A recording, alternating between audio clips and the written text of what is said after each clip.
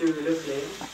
Oui, dans les procès-verbaux des conseils municipaux, nous ne pouvons que déplorer la différence de traitement des élus selon le groupe auquel ils appartiennent. Je m'explique.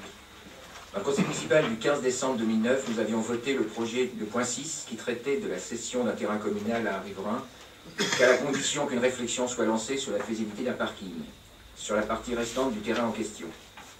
Le procès-verbal n'a fait état que de notre vote favorable.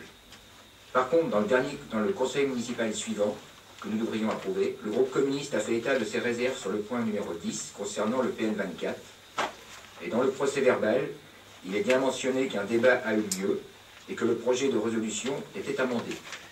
Cette différence de traitement nous amène donc à refuser le procès-verbal du Conseil du mois de février. Je me permets de vous rappeler que si nous avons parlé de cet amendement, c'était aussi pour...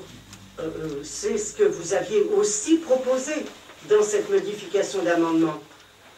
Donc c'était l'ensemble des élus qui avaient demandé à ce qu'il y ait un amendement. Et c'est vrai qu'à l'origine, c'est le groupe communiste qui a fait cette demande.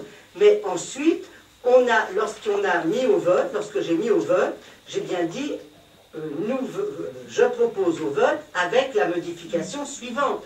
C'était donc pour l'ensemble des élus que cet amendement a été rédigé. Sinon... C'était pareil le 15 décembre, Madame la maire, si vous avez de la mémoire, c'était exactement la même chose. Nous avons débattu là-dessus et il n'y a pas une voix qui s'était élevée contre cela.